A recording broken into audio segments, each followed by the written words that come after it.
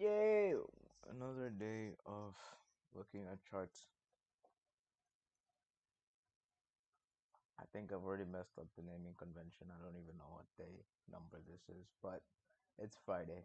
That's all I know. It's Friday. Tomorrow's the weekend. Well, later today is the weekend. Means that I can finally chill the fuck out and not look at charts. But wait, but crypto's still open. And what about VIX 75? I said that I'd trade VIX 75. Yeah, well, I don't fucking know, man. Like, to be honest, because those pairs are available 24/7, it feels like I could find a trade at literally any point in time during the week. So that makes me less stressed about whatever it is that's going on. But yeah, I figured before getting to 10 a.m., which is when I'm gonna start looking at the charts, I wanna discuss a few things about where I am with my trading right now. So where am I right now? I am in deep drawdown. As one guy put it, down bad. Yeah, boy is down bad right now. Still calling myself a boy when I'm damn near 30, but anyway. Um, yeah, so deep drawdown. I have like $2 left in the account.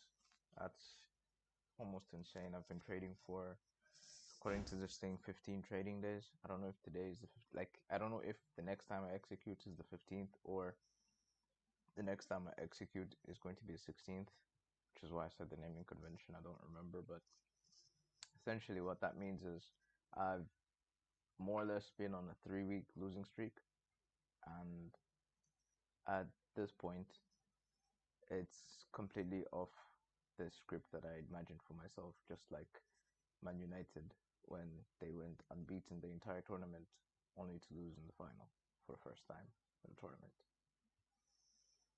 Sad, but here we are. So I'm in deep drawdown. The first thing. Second thing is there's no structure to what it is that I'm doing. I'm streaming whenever it is that I get a moment to, and there's distractions, and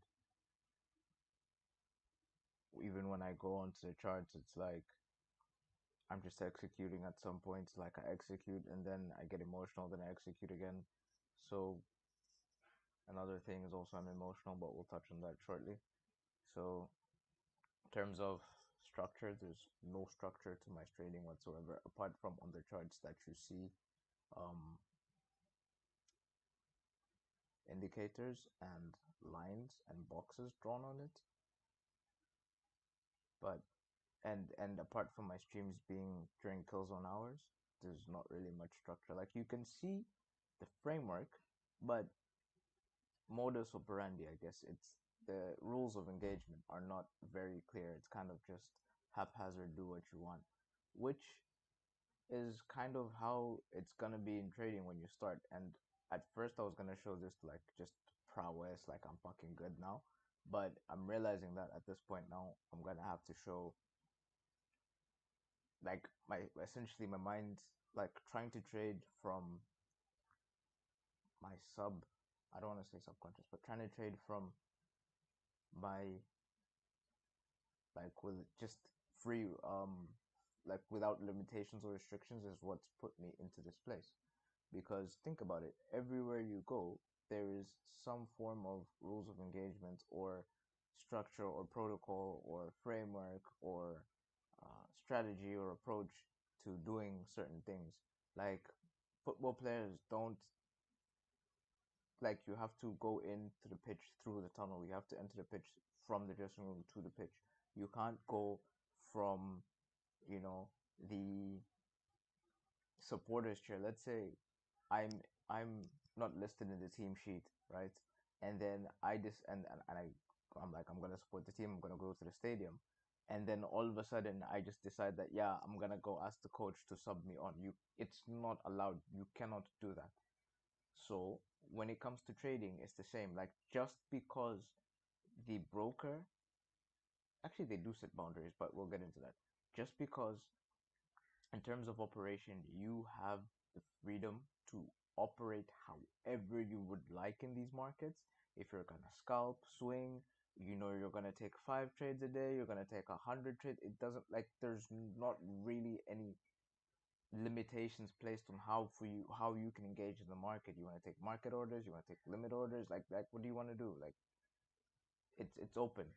So then it has to come down to you yourself, as in what is it that you are going to do with the market? Like what is it that you want from the market? So what is it? How is it that you're going to engage with the markets to get what you want from it?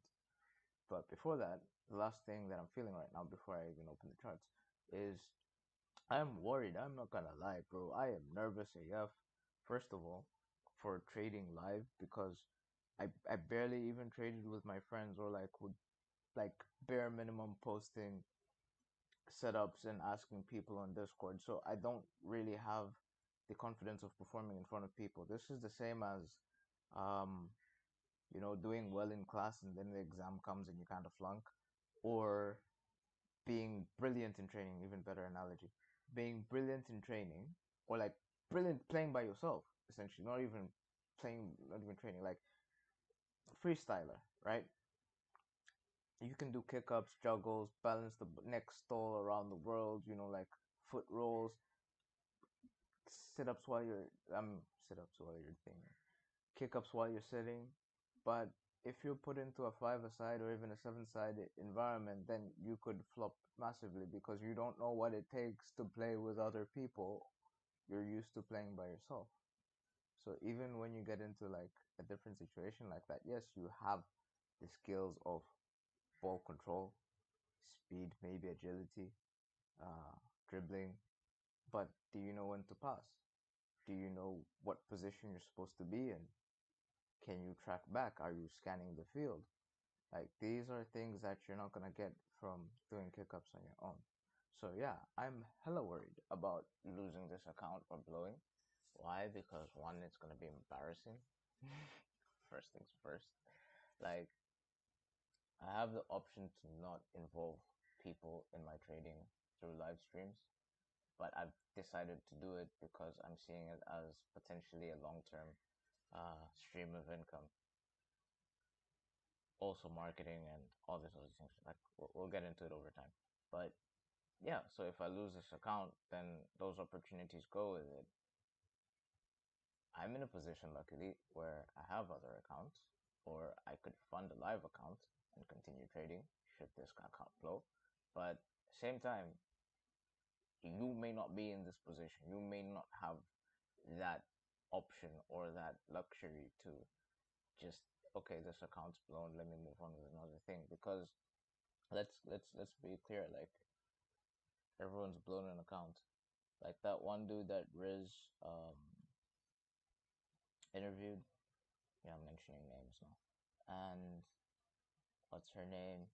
Trader girl, trendline girl. You know who you are. Those are the only two people who I've seen who've claimed to have never blown an account. Otherwise, if you consider the statistics of 90 something percent of traders losing, like, bruh, how many times do you think these people have blown accounts before they've taken $100 to a mil? You know? But anyway, so that's phase one of where am I in this funded trading journey. And before that, let me see if this is active actually. Yeah, so I have $1.96. I probably should have started with this instead of the calendar. Yeah, because then I would have been able to do statistics. Anyway, I'm learning to stream as I stream. I'm learning to present as I stream. Let me put it that way. So like 72 trades, like a trade a day. Total I've used like that many lots. Biggest one was $17. It's crazy. Like you end the day with zero balance, like zero profit, zero loss. It counted as a plus. That should trigger something into the way you think. But here we are. Let's count the days actually. It's 1, 2, 3, 4, 5, 6, 7, 8, 9, 10, 11, 12, 13, 14, 15. So if I do take a trade, it will be the 16th. Okay. That is where we are. And then today, what's happening today? We've had some GBP news, we have CAD news, and some USD news later today. Okay, apart from that, there's nothing from for the rest of today, I guess, that affects the pairs, which I'm gonna go through right now. So, step 2, now after doing the analysis of where I am, comes how did I get here? Well, if you look to the left of my chart,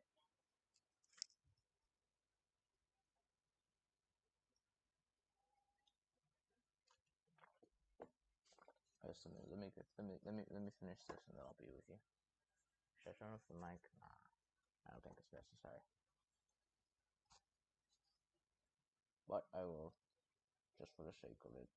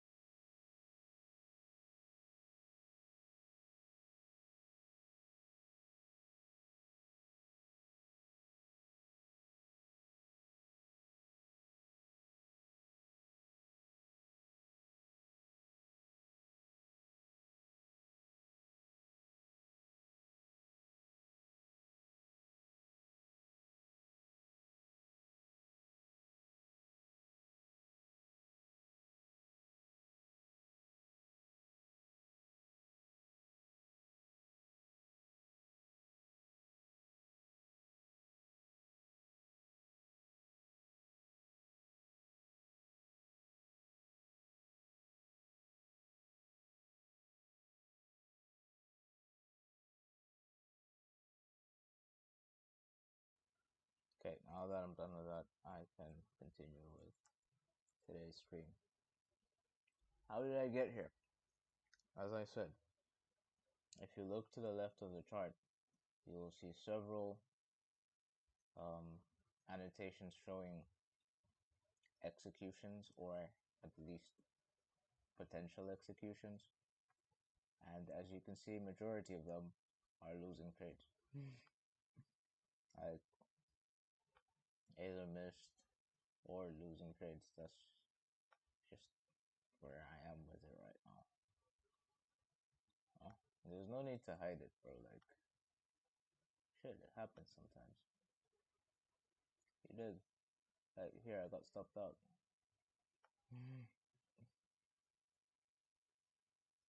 That was a good trade. Scaled in next day, you know.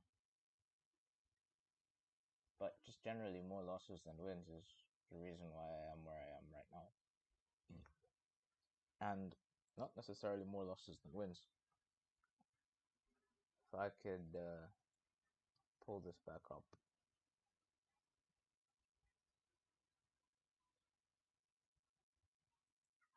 Right? My win rate is 23%. I've taken 72 trades. So I'm going to calculate. How do you calculate that real quick? It's 23% of 72. So roughly 16, 17 trades. I've won out of 72. Which is, yeah, it is what it is. I mean, if you had like a 1-5 or 1-6, you could still be profitable with this win rate. Just based on quick risk management. Yeah, what's the issue is my losses are bigger than my wins. And also, it's a total of 1, 2, 3, 4 days where I took heavy losses. Yeah, heavy losses. Why? Because number of trades and the lot size. So 0.44, 0.41, 7 trades, 10 trades, 7 trades. You know, but only 0.9 lots, which is why it's a lot less than the hundreds that exist there. 9 trades, 8 trades here. It's individual days that lead to like just shooting yourself in the foot essentially. Like one day you made a mistake and then you kind of let it carry over into another day and another day and another day, and then you just don't know how to get out of there from here. So this is, I would say, 3 things, a combination of 3 things that are that led me to be where I am right now. One is over leveraging for the first few trades, trying to pass the prop firm evaluation as quickly as possible to get the payout as quickly as possible so I can post it on socials as quickly as possible. Yeah. that's a recipe for disaster. Those are not reasons why you should be entering a trade. So that's one. 2 is revenge trading. Take a loss, immediately after the loss I take another trade because I can't accept the loss. And unlike other activities, for example, if I was to lose a football match, I have to wait until the next football match or even until next season when I play the same team again to have a chance of redeeming myself. But it's not like that in the markets here. In the markets, you have an opportunity to redeem yourself immediately after taking the previous loss that you just after incurring loss. Essentially, you have the opportunity. Doesn't mean you should take it. Doesn't mean it's the right opportunity for you. But because it's difficult to accept the loss or refusing to accept the loss because of the attachment that you have to it or the meaning that you've tied to it, then you end up revenge trading. And what happens after revenge trading? Trading is over trading. Over trading is taking more trades than your strategy calls for. So this is what I was talking about here with the 10, 7, 7, 6, 8, 9 trades in a day, 6 trades, 4 trades. I'll be right back.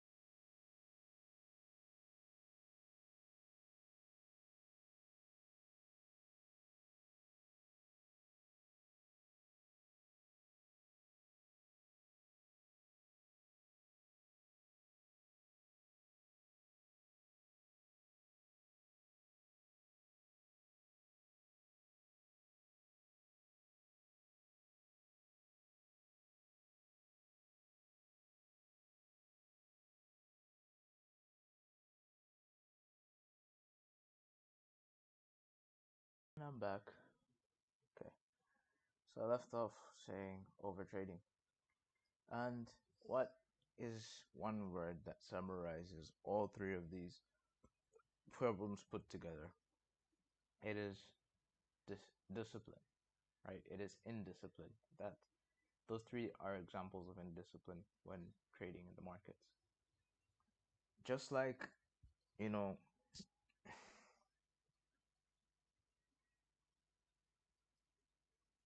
when you're at work and you show up at whatever time that you want, you speak out of turn in meetings, you're kind of dressed not to the standard of the office. That's indiscipline. And immediately you would correct that if once it was made aware to you. But here in trading, you kind of have the option of blaming the markets, you have the option of blaming the brokers, you have the option of blaming your educators, even when it's actually down to you, because none of these people around me or sending me messages or emails like buy here, sell here, they've created content, left it out there like, okay, do what you want with this information. And I've chosen to use it, and it's taught me that there's a specific way of using it. Just like you wouldn't use a knife to change a car tire. You know? Like, I hope you get the analogies, man. I don't sound like I'm fucking losing my shit. But anyway. Yeah, so that's how I got here. And where do I want to go? I want to go to being profitable, pass these two evaluations and receive a payout. That's what I want to do. That's where I want to go with this account. So how do I get there? Gonna need some rules. First things first, of engagement. Gonna need to install some discipline when sitting at the charts or with your terminal open. And the best way to go about this, which is something I've been avoiding for the longest time because I consider myself a discretionary trader, and I took it literally in the sense that I don't need a plan going into the market. I just need to know how to read candles, and then the money will print itself forever. However, you can't rely on that because you're not going to be able to read the candles efficiently every single day. Just think about it. Even when you're reading a textbook, right, or a storybook, sometimes you're going to get to a page and you're going to read it like 3 or 4 times. Either because the first time you're reading it, you had to stop and do something else, or you're reading it and you were kind of sleepy, so you didn't really remember what it was that you were reading and you have to read it again, or anything in between that could happen to make you have to read that page again. Like sometimes you just didn't get it the first time, you need to read it again so you can get it. That's gonna happen to you when you're reading price, when you're reading candles. You're gonna misspell words, you're gonna see things where they're not there, you're gonna let your imagination run wild, essentially creating a scenario based on the description that you're seeing, and then you're gonna act on that, and you have to be okay with the consequences, which is why we develop rules. And the rules aren't just for charts, it's also for you yourself as a trader. How should you as a trader behave when you're managing capital? Because as we've just said, like, yeah, there's specific ways you're supposed to behave when you're acting as a certain role. So when you're in the role of a trader, what does a trader do? Well, there's 3 steps to it. There's one, technical analysis, which is finding opportunities using a price chart. 2, risk management, which is calculating how many lots to use based on what you're seeing on the charts so that you don't blow your account. And three, um, managing the trader. That's the third and probably the most difficult part about trading is managing the trader. And if you think about it in this way, like management is hard. Like just as a parent managing a family, a household, as a boss managing employees, as you know, managing kindergarten students or something like that. I don't know. Like managing a farm, like just managing is hard, bro. Which is why not everybody is or wants to be a manager, because you are the guy, the person who has to put their foot down when things aren't going right. But you also have to make sure that everything is going right first things first before you check in with yourself or anything like that. I mean, you should be checking in with yourself before you go and start checking in everyone else would help with the management process. But essentially, you're like anything happens, it's down to you. And not many people know how to take responsibility for that position of being manager. So yeah, you have to like how do I get there is yeah. Third thing is managing the trader. Like, is the trader fit to work today?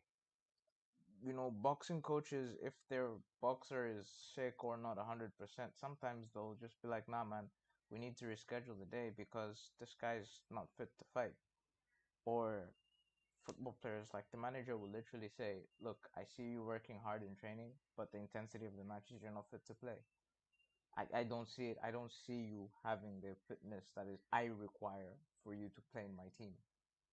Like, you're gonna have to make those decisions as a manager, but what is guiding you to make those decisions, right? That's why you need a framework. That's why you need rules. That's why you need checklists. That's why you need structure in your trading, so that you know what to do when situations happens. A lot of the time, when you're revenge trading, when you're over trading, when you're over leveraging, it's because you don't know what to do in that situation. So what happens? Then they say, subconscious mind or like whatever it is takes over, right? And what is it doing? It is gonna take the path of least resistance to get you to an emotional equilibrium. Okay? So if you're worried about blowing the account, it's going to take the path of least resistance to blow that account so you no longer have to worry about it. Which is why you need rules of engagement. What happens next? Like, you look at like, okay, so you take a trade, it's a win. What happens next? Are you just now gonna go into the market thinking you're invincible and take like 50, 80 trades?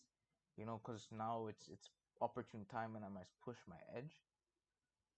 After you go out on break even or take a loss, what do you do next? When price does this, what do you do next? When it reaches a certain time of day, what do you do next? That's how you set yourself a structure for trading. That's how you avoid over leveraging and blowing up and doing all these crazy things when you're in front of the charts.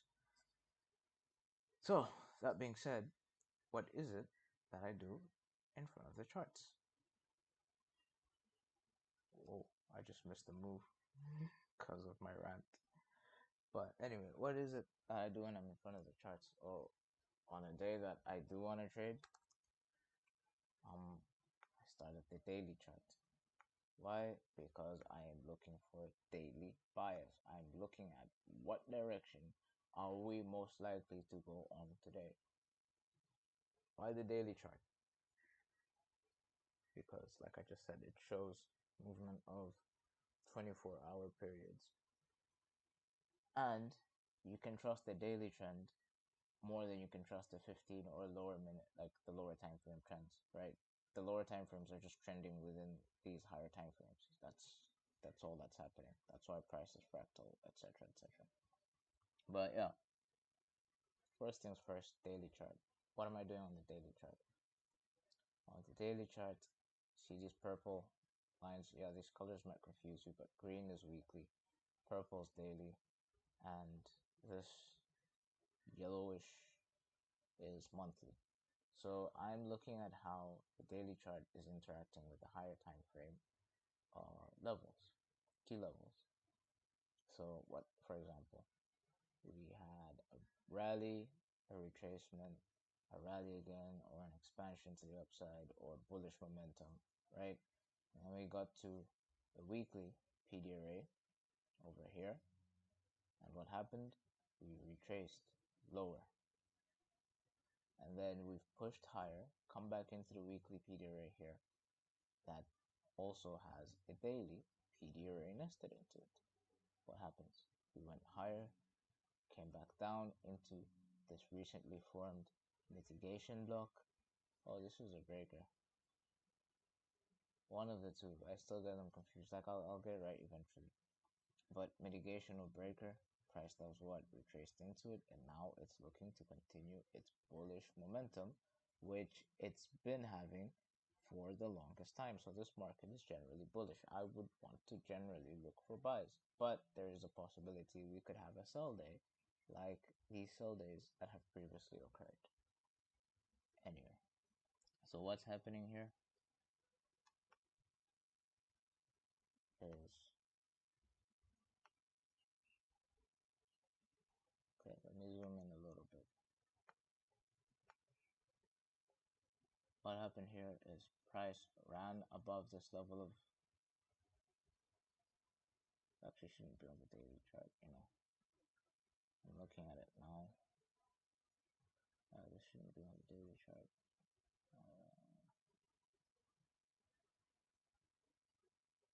See, this is why I start here.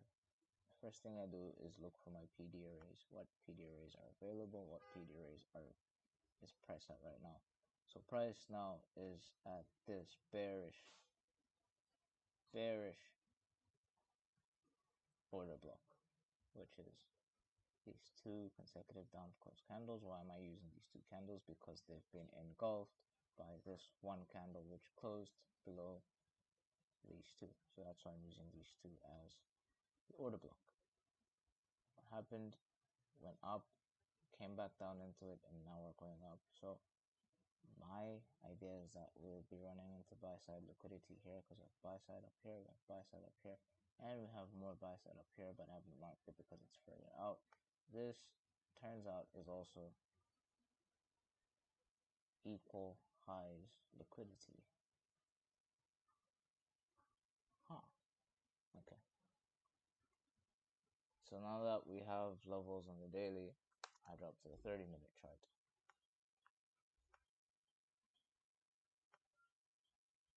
Oh, look, there's so many lines, it's confusing. Okay, let me explain it. See this? This is an indicator that shows me time of day. Okay, it's set to show me the kill zones and all that stuff. You could easily turn it off, Oh, that's the wrong one. Here, your chart looks slightly cleaner, but for me, it just helps with keeping track of time because, yeah, it just makes life easier that way. So then next, what I do is I look at PD arrays on the 30-minute chart. Okay, and I look for places, first things first, where price has shown a reversal, like a sign of reversing. So like this would be a reversal where we swept the low and then we came higher and then we broke the high that made this, that we broke the high that came before this low. So that to me is a reversal. And at these reversals, I mark out, I start following price or start following order flow to see the levels which price has respected and gain an idea of what direction we're going in at this moment in time. So for example here, we broke this high, we broke this high. This doesn't really count as a high. It's a session high, but we broke this high, we broke this high, okay? So first things first, this is invalid. And looking at more recent price action, this looks like it's being respected. And remember where we came from on the daily? We had a lower close candle, and then price is going up, and we are targeting these levels of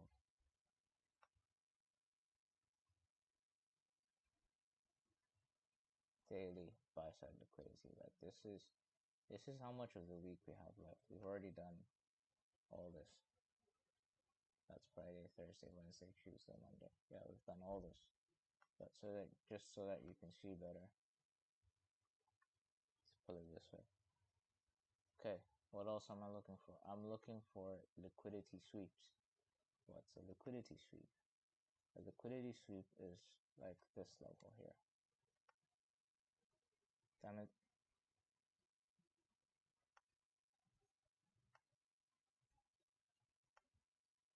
I mean, I mark out the fair value gaps first because they're the easiest to see, but there's also other PDRAs and stuff. And then I want to follow what price is doing by following the highs and lows, by looking at highs and lows. So this would be buy side liquidity.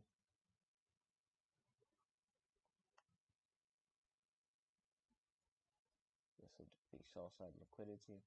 Break of structure because you had a fair value gap. And guess what?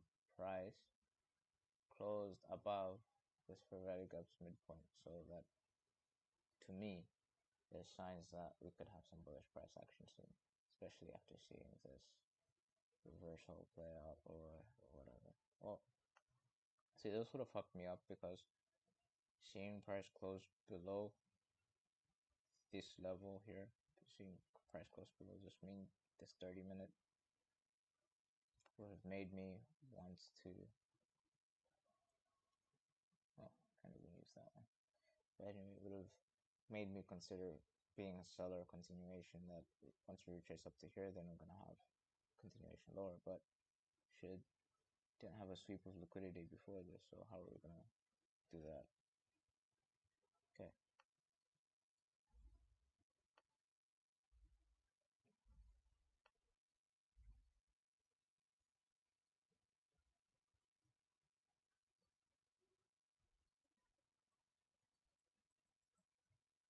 So what should be happening? We're breaking highs and should be sweeping below lows.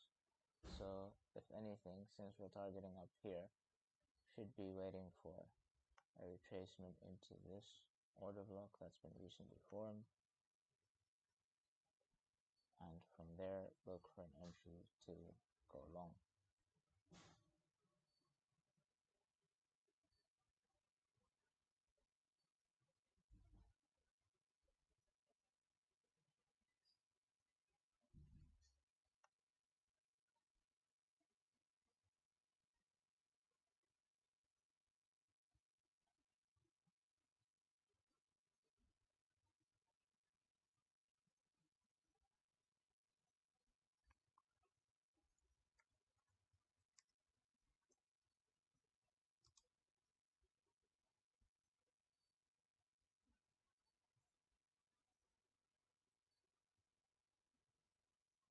So what am I expecting? I'm expecting retracement into somewhere within this level, this top half of this order block. I'm gonna look for an entry to go long.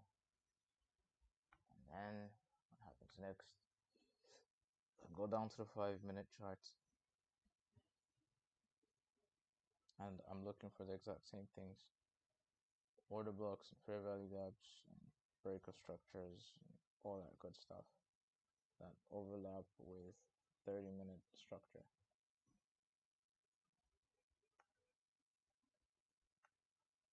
So what we would see here is, in addition to that recently formed order block, you would see that we've had this gap essentially be respected, right? What's the low here?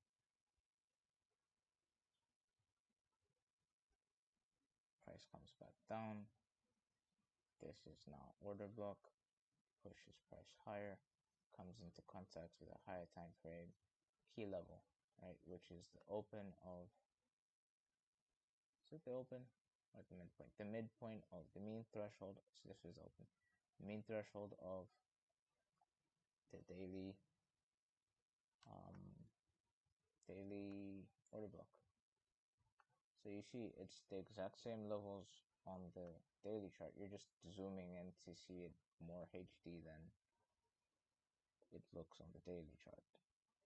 So if the daily chart was like 1080p, this would be like 4K, you know. for those who understand things like that. But anyway, so this is a situation that would confuse me because I'd be like, okay, which fair value gap do I pick? Right? Which fair value gap do I pick? There's four of them in a row. Well, the one that price is in right now looks like it's being respected, but you have four fair value gaps in a row. Five actually. Jeez.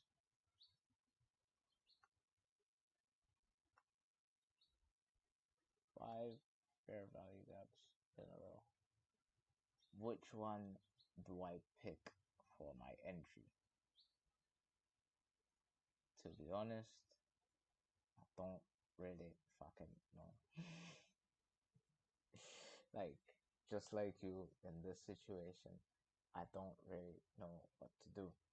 Okay, you've come up to a situation where you have no plan or protocol or rule 4. This is a new situation, pricing new.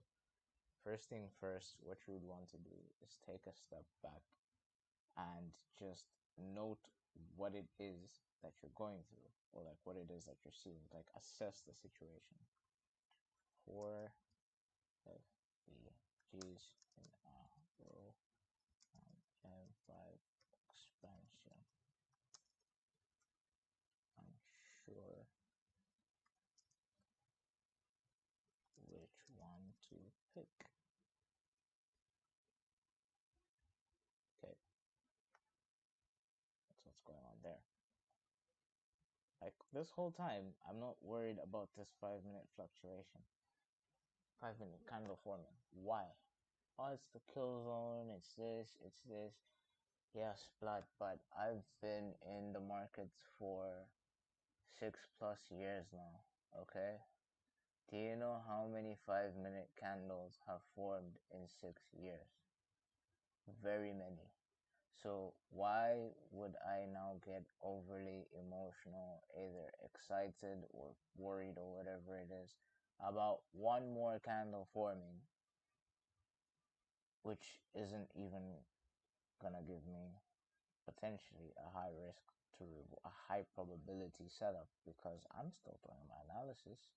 If I decide to just buy now, okay, let's just say for example I decide to buy now, okay, because this is something also I'm working through, feeling like I always need to be in a trade on stream. Like when I'm on stream, I should just be managing trades, nothing else, like execution management. And then I realized, like, if that's the case, then it's gonna be YouTube Shorts where I literally just cut out the execution bit, like make edits and cut out the execution bit. Why? Because real trading isn't gonna be just execution and leaving the markets. You actually have to sit down and figure out what it is that you're trying to do in the markets.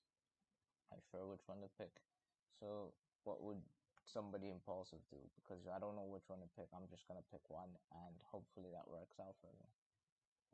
Okay, might, not saying it won't work out for you. It might work out for you, but how well, I don't know. Personally, I would. Okay, now that I've had some time to like kind of think about it and look at the charts for a little longer, I would pick this fair value gap for my entry. Why? Because it's one, it's close to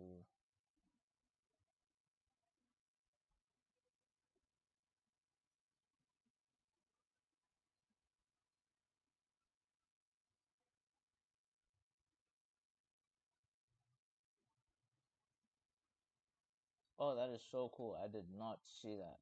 That is a new feature on TradingView. I can hit reverse. What? If you put it in reverse, hey. Anyway, yeah.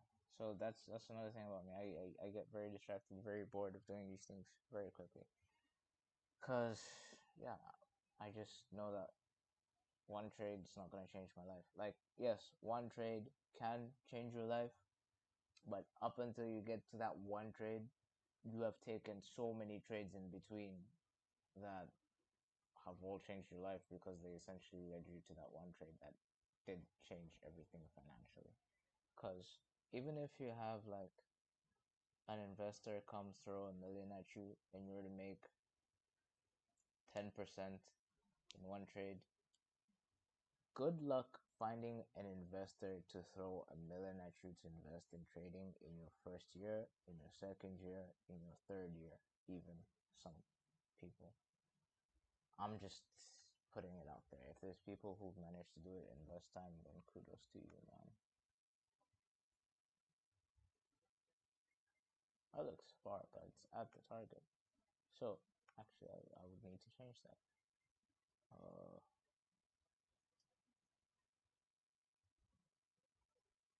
let's bring that back up. I would target up here. That would give me how many? 45 pips? Okay. Not mad. 45 pips.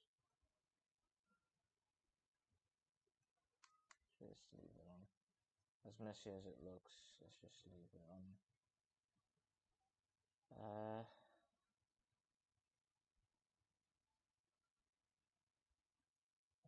here.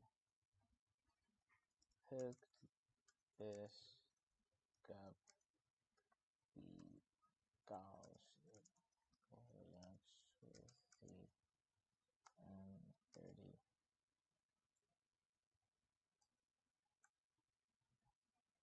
bullish order block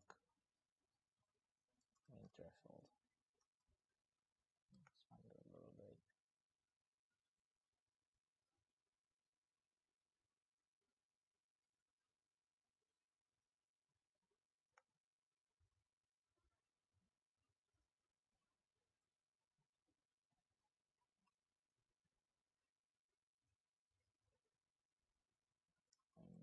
Impulsive entry just to feel like I'm doing something.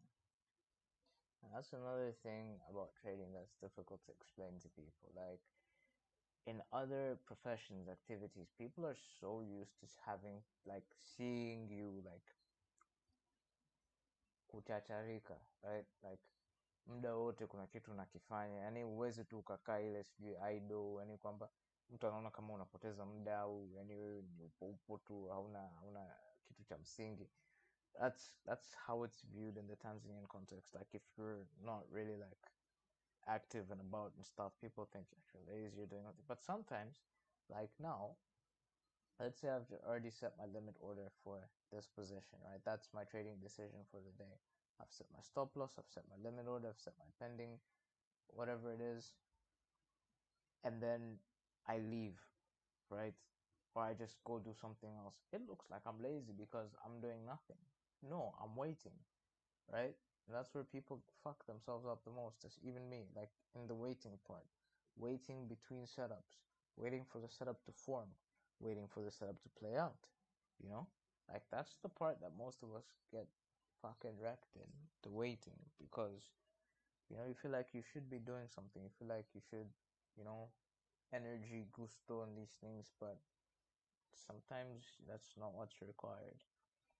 And I like to give the example of, or the comparison of Wayne Rooney with Dimitar Berbatov for this situation, because Rooney is the kind of guy like, and it's just people's personality, it's their physiology, it's a lot of things. But Rooney is somebody who's all action, all out for 90 minutes. He's an engine, right? Essentially, they put it in FIFA that way. He's an engine. That means for 90 minutes, he can go up and down the pitch, tackling, shooting, passing, dribbling, holding off players, all the lots for 90 minutes. And then on the other end, we have somebody like Berbatov, who Berbatov would be considered like a lazy, languid football player.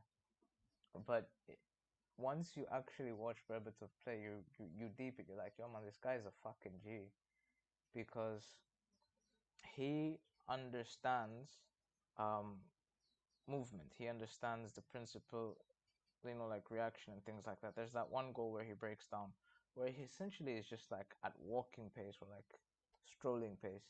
He's going towards the goal. Like he passes the ball to Evra, Evra gives it back to him. He gets forward, he gives it to Nani. Nani does his tricks, um, places it back to him in the box. He comes out. It's like he came out of nowhere, puts the goal in the back of the net. Two completely different players, two completely different playing styles, both effective in particular situations. Like if you were down to 10 men and you know defending a one goal lead in a cup final, for example, I wouldn't want to have Berbatov up front. I would want to have Rooney in my team. Like if I had to choose between one, I would choose Rooney like between Rooney and Berbatov, I would choose Rooney.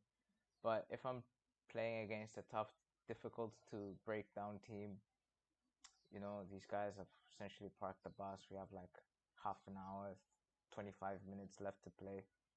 I take off Rooney and throw on Berbatov because Rooney brute force. Yeah, sure, you might be able to like force something towards the end, but just that silky touch, that extra moment to stop and think and just be aware of the situation and look around and decide what you're gonna do, and nobody else has figured it out because you're thinking faster than everyone else is moving. It's unbelievable. It's unbelievable quality to have. So I bring up those comparisons because in trading, it to look like you're doing something, to me at least, it's like I have to be managing a position. I have to be in a trade. I have to be looking for a trade to take. But sometimes it's literally just take your foot off the gas because you're already in a losing streak and you're hitting the accelerator, trying to go faster. Like, let me just speed out, speed through this losing streak and get to the other side. No, it doesn't work like that. Then I have to pause for a minute, sure, and figure out.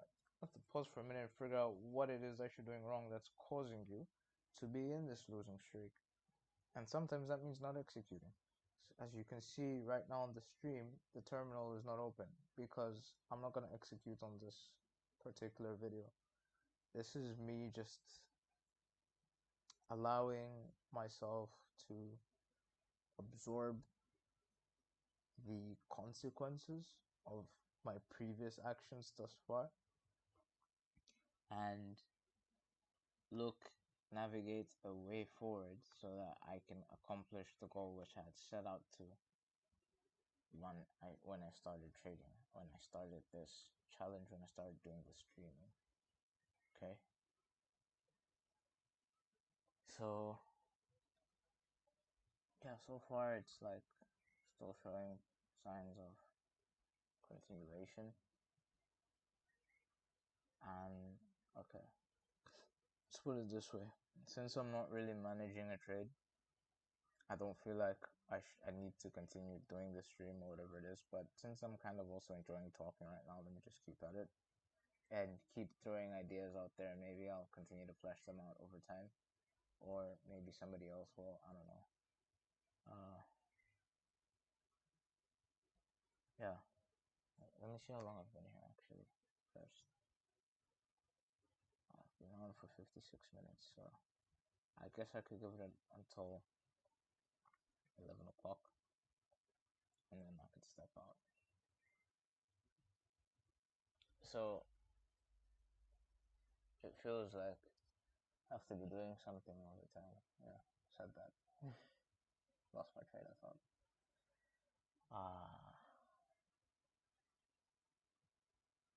Yeah, like once you've done this, there's really not much else to it.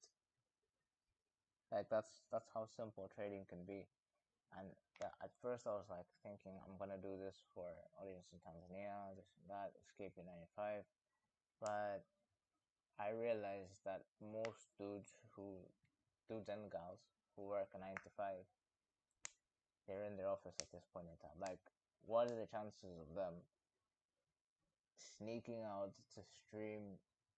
Okay, I'm not saying it's gonna be impossible because if I was a winning trader, maybe they would do that. But like, there's a layer of friction there where you're supposed to be doing work things, and I'm also doing work things, but you can't access my stream until late in the day. But later in the day means that that opportunity is gone. You can't enter when I said I'm gonna enter, or when I did enter.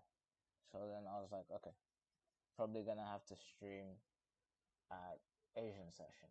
And then I remembered what my life was like when I was working, and I was like, there's no fucking way. The regular person is gonna be awake to stream trading on Asia session. Like, I have a few dedicated fanatics, but the regular person who just shows up at work, does enough so that I can get paid and then get drunk on the weekend and like start a family and visit relatives and like travel every now and then, they're gonna have fucking time or the energy or the will to wake up at Asian session and trade. So I was like, okay, let me do PM session, 9 p.m. to like, well, yeah, it's like 9 p.m. to 11. That means I have solid 2 hours. Like, yeah, okay. So that's people who are back from work, or whatever job it is. You've probably arrived home despite the traffic. You've hopefully had something to eat, and then now instead of scrolling, you can replace it with trading. And then you look at the opportunities that are available on the PM session. It's not that many unless you like trading indices. So I'm like, damn, okay, so I'm gonna have to trade indices now. So eventually, I just decided, what, like whoever watches, but I just want to show what it's like to be a trader who shows up every single day first, and then how to turn that into profitability essentially. Um, I had a thought and then it came back and then I lost it again.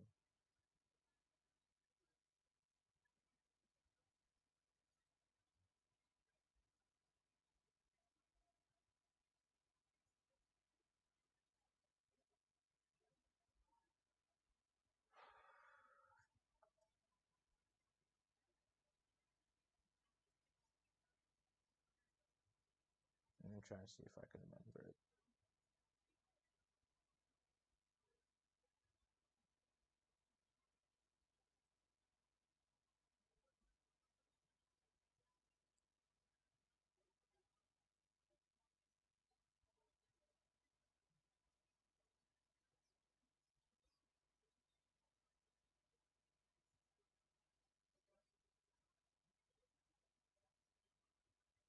Oh yeah.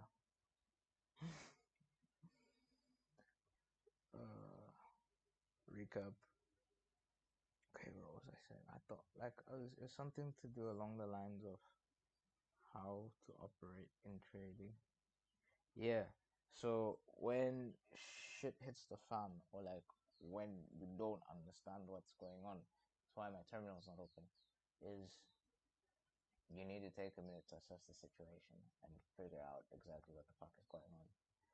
Because a situation like this, right? I could have taken a buy. I would be up $1 right now, about,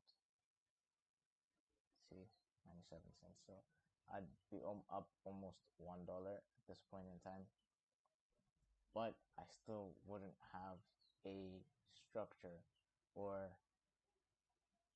framework to follow so that I can do this again and again and again and again, because that's essentially what the premise of trading is you're taking little chunks out of the market, little chunks out of the market. You're just pulling something small out of the markets every like consistently, and then eventually that builds up into an amount that you can use for other things. Cause let's face it, bro. Okay, like let's look at gold. Like let me talk a little bit about risk and all that stuff. Yeah, I remember I said I wouldn't see it hold, but anyway. So like, yeah, can I do this on every chart? Of course I can. I'll just mark up gold shortly after I say this. So like, let's talk about why you won't become a millionaire in one day, or why it's difficult for somebody to become a millionaire in one day from trading. Because let's say you took your entry here, okay? This day gave out a total of, let's call it here, 55 pips, okay? And then we use the profit and loss, I mean these entry projections to to do calculations. I'll show you.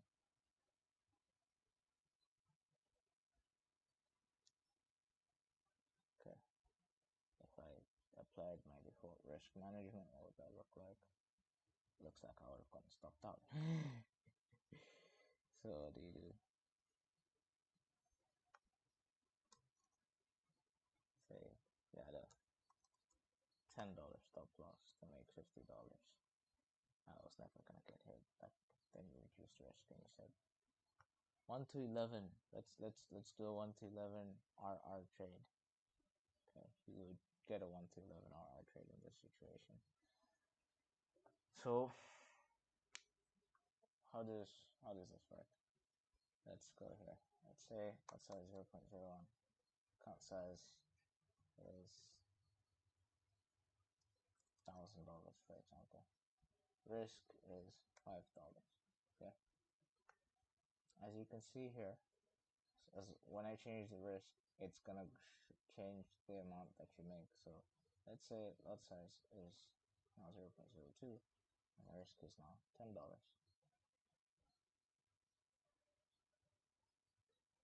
Cool.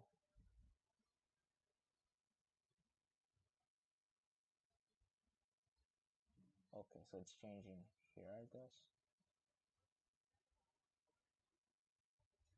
Or maybe not. Let me just pull out a calculator. This is 500 pips, by the way. Fucking insane. Gold is like, my strategy used to be 50 pips per session in London, and now London is giving like 100 pips per session. So and also the market's a lot more volatile than it used to be. Like a 20 pips stop loss, it can still work, but you would have to be like extremely precise with it, you know, to have a 20 pip stop loss that's respected by the market. But if you can find 20 pip stop losses that are respected by the market, like, gee, I could fucking set for like 28.5 R trade, for example. Let's do this. Yeah. I see this here. I know I've completely forgotten what it is that I started with, which was the risk management part that you all meant. If I had somebody who was clipping these videos and had to turn them into shorts, I would be annoyed with how guy just goes off narration and tangents into whatever it is that he's feeling like at some point. But yeah. Okay, so what would be below here? This would be horizontal. Like, should use both candles. But no, this also is what? Is it a break or a mitigation? Lower high mitigation. Oh, so if this is a mitigation block, then you should probably sell gold right now. Where would I target my... Oh, first target would be down here. Come on.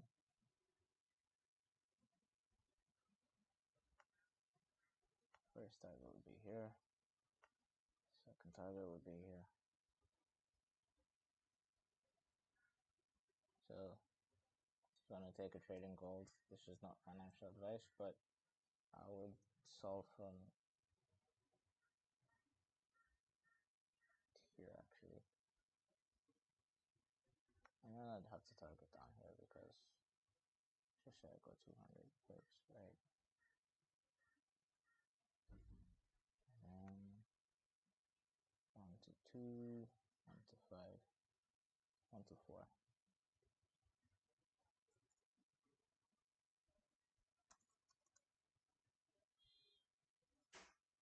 So this would be my trade for gold on the day.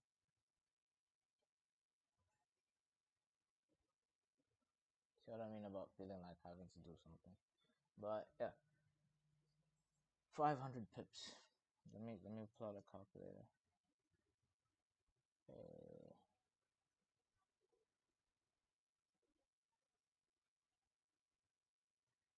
Okay, just have to use that. We'll have to work for now.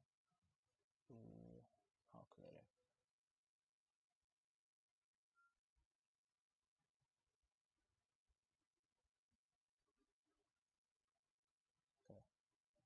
scientific on these.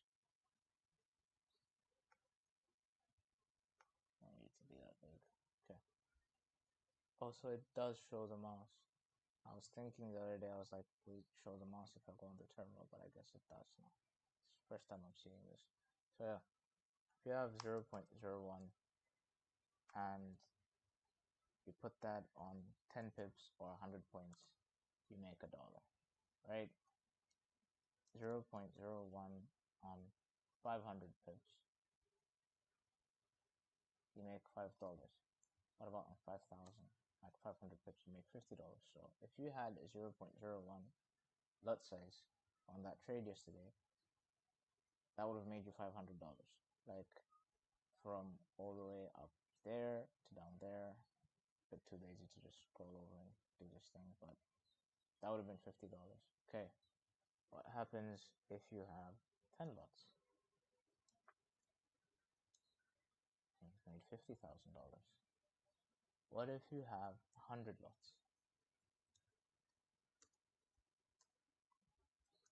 You now have $500,000.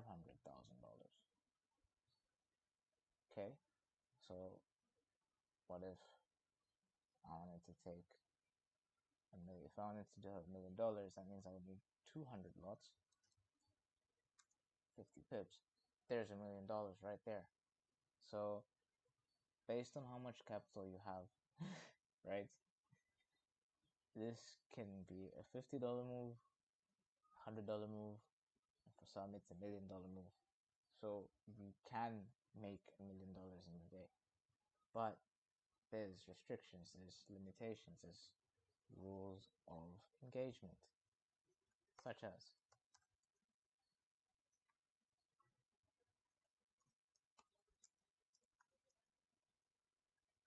let me pull out this Xness calculator. Why? Because it's honestly the best. Like it just I haven't seen anyone make a calculator like this. Right? This is still going. This is also still going. Yeah, let's look at Xness for a minute and turn this off. Right? By default, the leverage is 200 lots, and the margin is what's margin? Okay, so this is things I want to highlight here: margin, leverage, and lot size. These are the three things that are going to determine whether it's possible for you to take a trade or not. So we said, let's say the margin for a 0.01 is $16, right? That's at a 1 to 200 leverage, which you Americans would say is crazy. But for us in third world economies, it makes sense to have this much leverage, because let's say I was to double that, use 1 to 400 leverage, what happens to my margin requirements? It drops. What if I was to get more ambitious and double that again? What happens to my margin is it continues to drop. Why is that? Because now, well, let's start with margin. Margin is the amount of money you need to have deposited into your account so that you can open a position on that particular instrument, right? So if my margin is going down, that now means that I need less capital to take the same amount of trade, like to take the same trade. Like if I have $3 on my account, for example, right, or like $1.98 on my account, I can't trade with a broker who has 1 to 800 leverage. Like it's just not possible. You're gonna have to put in more money, and then you're gonna be able to trade. But for example, these guys who offer 1 to 2,000, let's calculate that. 1.66. So even with my 1.98 or $2, I can execute a position because what? Because the margin requirements allow for it. That is why you would want a high leverage account, so that you can start with less money and compound that into a income stream that helps you improve your life standards, right? So, for example, that's for 100, I mean 0.01 lots. We want to trade 200 lots, right? Because that's what's going to give us $1 million. Well, in order to do that, you're going to have to have $33,267 $33,267.95 in your account for you to take that same trade. Do you have $33,000 in your account? I think not. If you're watching this, especially. Well, I'm speaking about me, so yeah. I don't know, man. Like, you need to have 33 grand to take a position, and that's leverage is at 1 to 2,000. What happens if we're at industry standard 1 to 200? Well, now you need 300k in your account, right? So that you can take this 200 lot position, right? But what if we were to use the standard US lot size, like leverage, where they say we went to? Well, now you need 1.3 in your account so that you can take a 200 lot trade, which is why I'm saying for most of you, it's not gonna happen in a day, right? It can happen, but it's not gonna happen in a day. And that should free you, right? More than constrain you or make you feel like, oh, trading is a scam, I've been sold a dream. It should free you. Why? Because now you're not waking up every single day thinking, oh, I have to make $1 million or there's $1 million move in the market. You'll just be like, well, there is $1 million in the move in the market. Someone is making $1 million, but it's not me. And I don't think it's going to happen today. So even when you approach the charts, you don't have that anxiety. You don't have that FOMO, that, oh my God, I'm missing out on an opportunity, because you're not in a position to take advantage of it anyway. Why would you then now start like saying that I'm missing out when clearly you're not even there. Like, you're not even, yeah, get what I'm saying. So that being said, let's remove this and not make ourselves look better than we are. Proper entry probably would have been somewhere here or even up here, but you know, in the market, you just want to buy or sell. So there we go. This is still rising. I could get in with my live, but I'm going to choose not to. So at this point, you start asking yourself, is this really an impulsive entry, or did I just, actually catch the trend, or whatever it is? I'm tired of talking right now. So yeah, I'm just gonna turn off the mic, and I either will continue without sound, or I might end the stream. Actually, let me just end the stream, because I don't know. Let me mute the mic and then I'll come back and decide.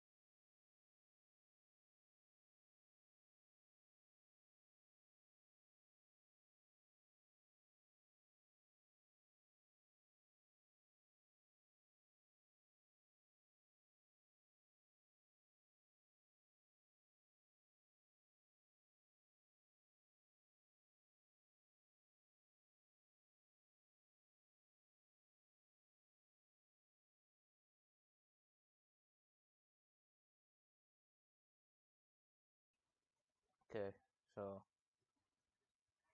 yeah, price seems like it's moving a lot slower today than it has on previous days. Do you know what I'm seeing right now?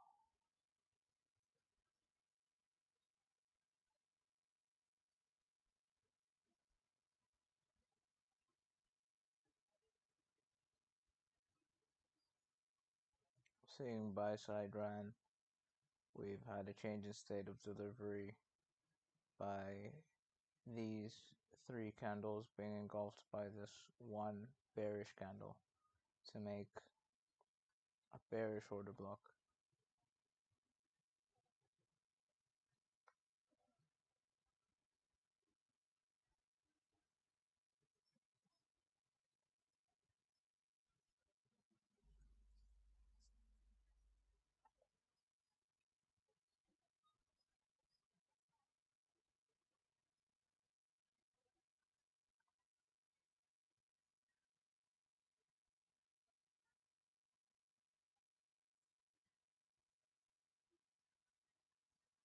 So that's 30 pips.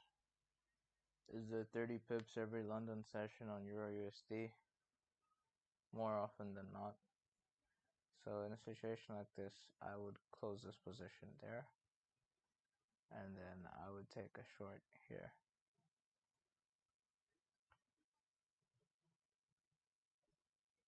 What would my target be down here?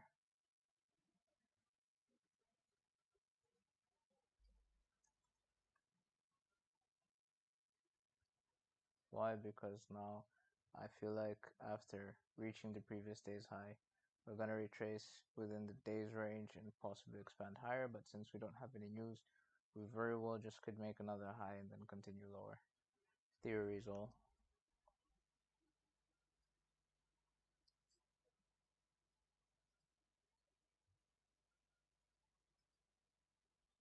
Then you first go up to the 30-minute chart.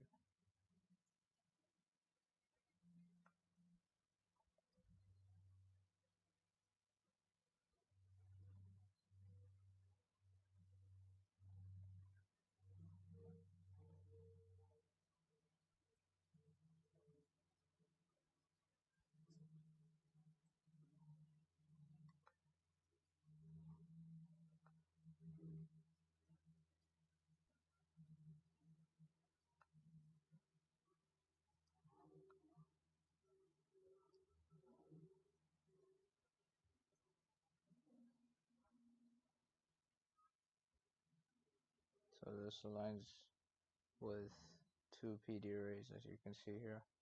It aligns with this fair value gap that we've just marked, and aligns with this order block mean threshold. We have this gap, and it also is overlapping this swing high over here, which is why I've chosen this PD array for my entry.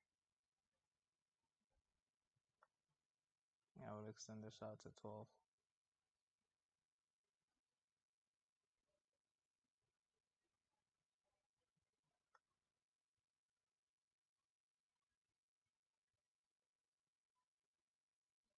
See if it gets S6. I think I got the bus, you know what? Not. I'm tripping on the yacht. Yeah, no, I see you on the yacht. But do you have a Glock? I'm asking why not. Yeah, whatever, man. This guy's telling me I can't freestyle on a trade. Blood, if you understand the beat, you can freestyle to anything.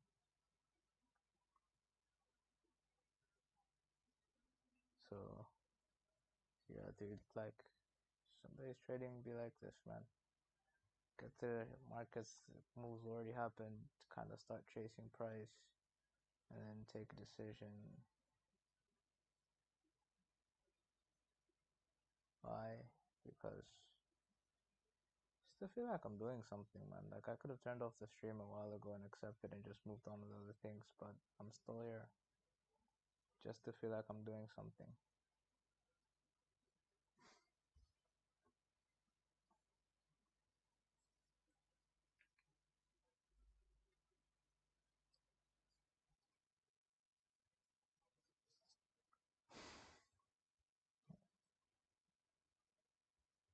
Anybody? Are you there, man? Animal. I could have to. I could have to. I'm at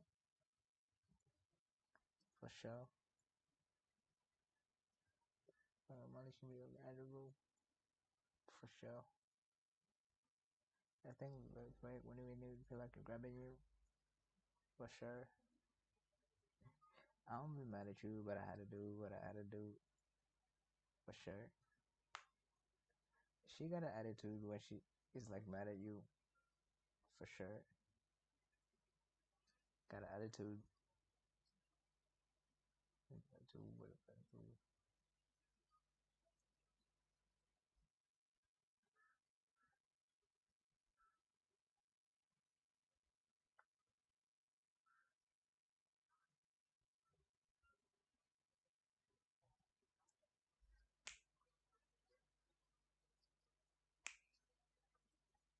It's Lizzie Summer, man.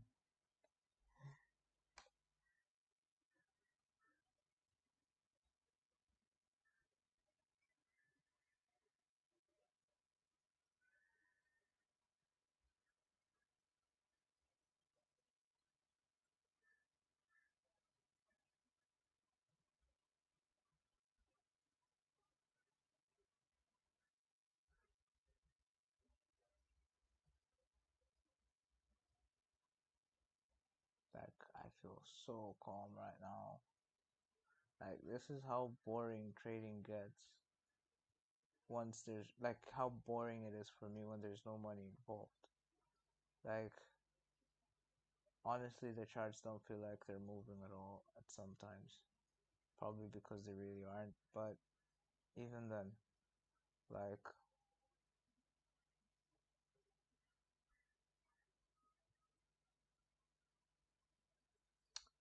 um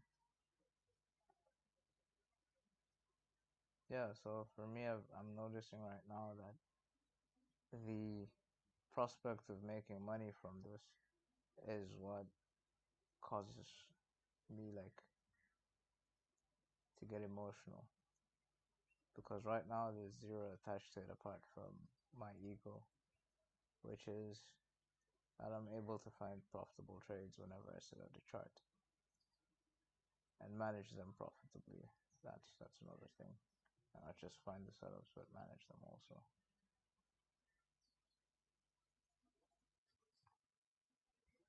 See, if I had money on the line, I don't think I would have exited this first position and then reverse position. But yeah, here we are now.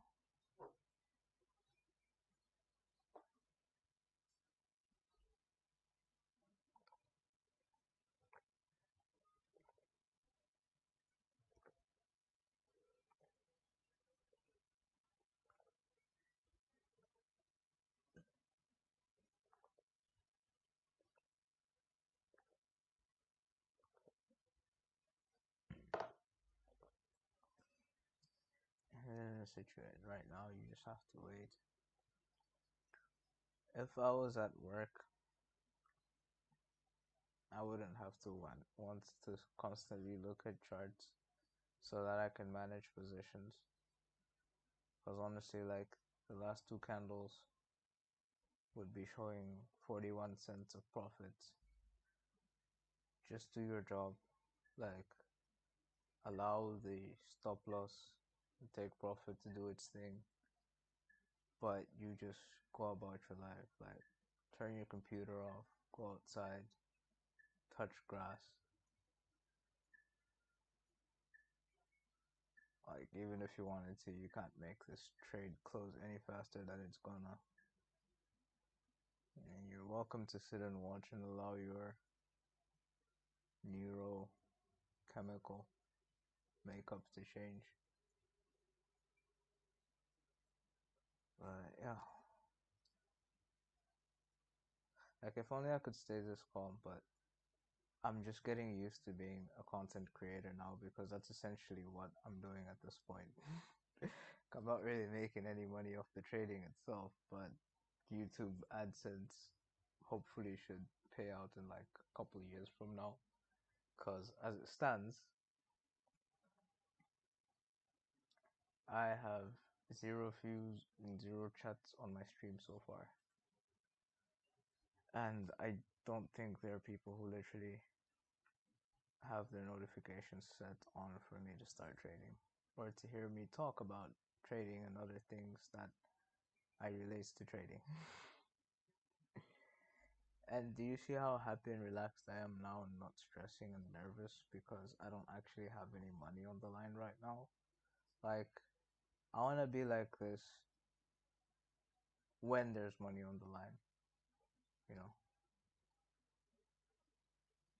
Like, even if it was a demo, like, even if I was to take just the act of being in execution, because of taking so many trades over the course of my life, and the memories of each trade stay with me, right?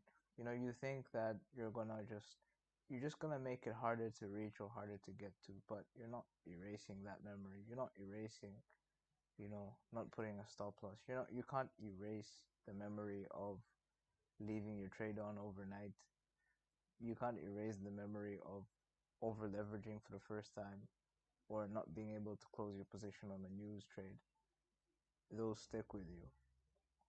So every time I open a trade or like I'm at the terminal, essentially I feel a rush of all those emotions at the same time. And it's not necessarily a bad thing because based on alignment for the day, memory could help you find a profitable trade, you know. Memory could help you manage a trade effectively. So all that experience that's been gathered, somebody who's new, 1, 2, 3 years into trading, you don't have these deep scars. You don't have um, the habits or coping mechanisms that you built to deal with these scars. So you're probably in a better position to make a shit ton of money a lot sooner than the rest of us who are like 5, 4, 6, 7 years deep. Because we first have to unlearn all these habits before we can be effective in using them to change our situations. And yeah, that's part of the reason why I wanted to like accelerate my growth to become a millionaire as quickly as possible, because I knew the longer that I stay doing this, the more potential it has to hurt me than like the more yeah, essentially that the more potential it has to hurt me. Because if I traded for like 3 years, made like 1.23 million, then I'm done. Like I'll just be living off profits right now. Probably invested into like the crypto bull run or shit like that, and drop share or other business ventures, and then I wouldn't have to be dependent on the charts. But in my quest for speed, I was granted everything that I needed to accelerate because it was in my okay. So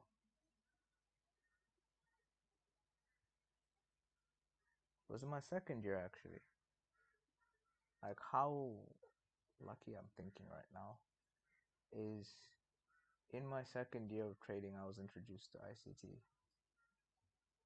And at that point, I abandoned all indicators. Um, I abandoned trend lines because I was like, okay, this is a strategy that doesn't need indicators. I don't need to know what all these other stuff is. Like I had learned about them, but I didn't actually apply them with my trading. So I was like, all right, dig, bet. Went through the content the first time, and like through my first watch, I was like, I'm gonna have to watch this again. Like I don't know, but I'm gonna have to watch all of this again. There's no way I'm retaining all this information that he's giving me right now. And that was the first time I watched it, and then I watched it the second time while I was taking notes. Then I was like, all right, I'm set. I'm ready to go into the markets.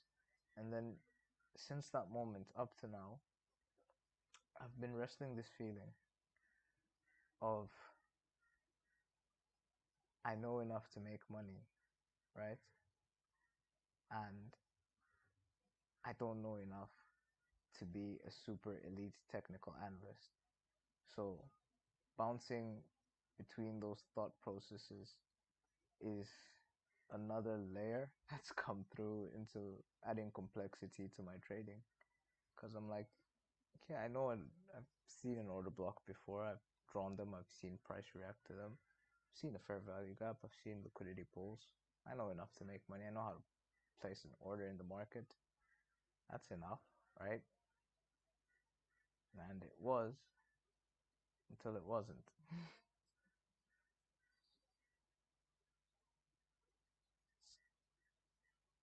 So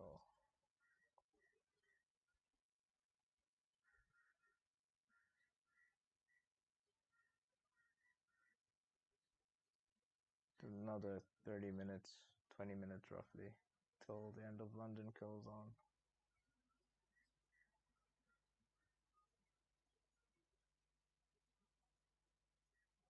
Thinking everything was sorted in 2021. So, like, at some point, I literally was like, nah, man, I know enough to make money. And then I just disregarded everything else and focused with just me on the charts. And that's when I would see it in big, bright neon sign like, you're going to be a millionaire tomorrow, then you're going to start a YouTube channel, you're going to talk about trading, you're going to teach people about it, you're going to make millionaires, etc., etc.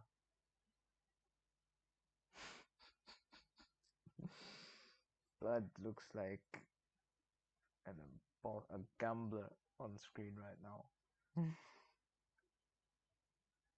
uh,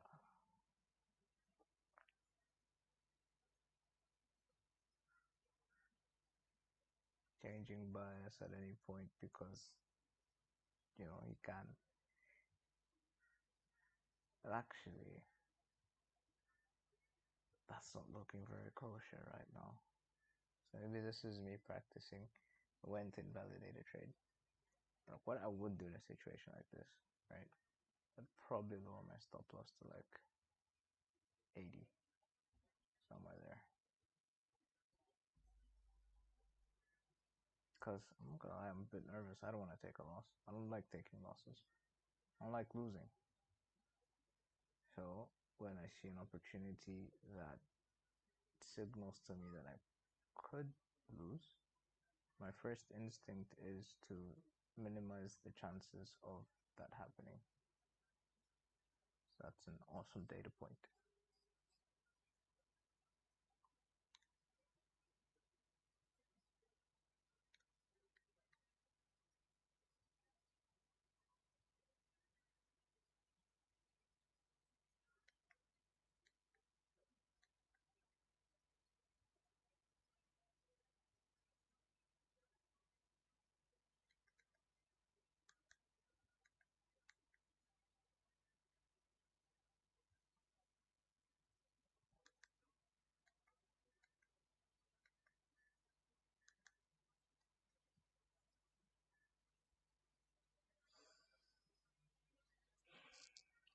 I'll be here for 20 more minutes.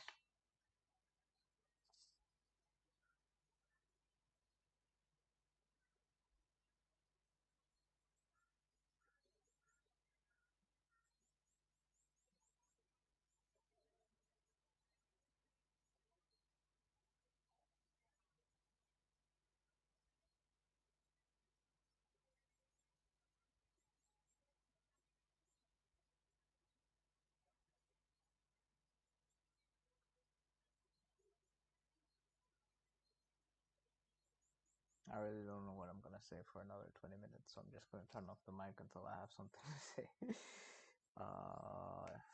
Why do I always laugh? Because I'm nervous. It's what nervous people do.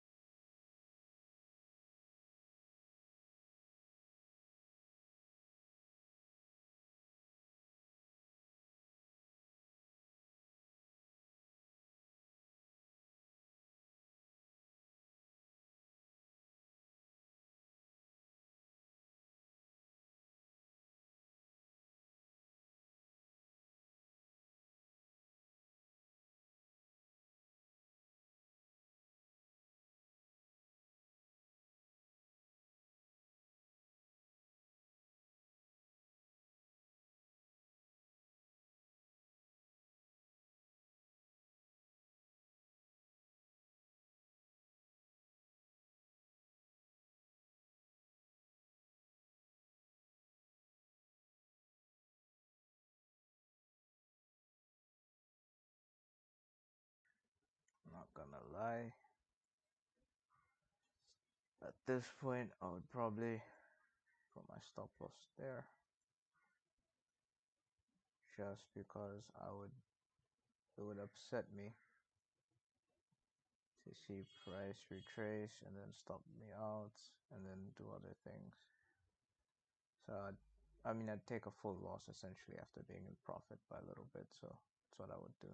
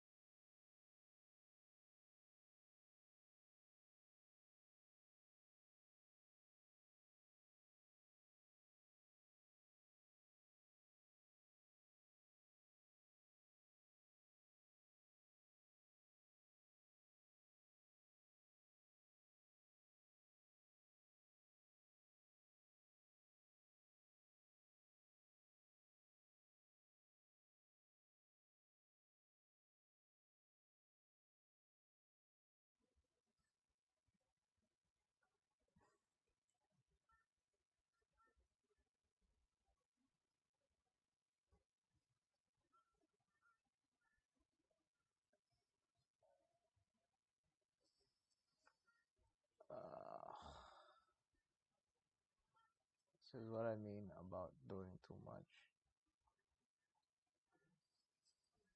On a buy and sell in the same session. There's 2 minutes left till the session ends, so I could decide to just cut the trade at the end of the session and be free from it for the rest of the day. Or I could just let it eat up some RAM in my brain until it closes.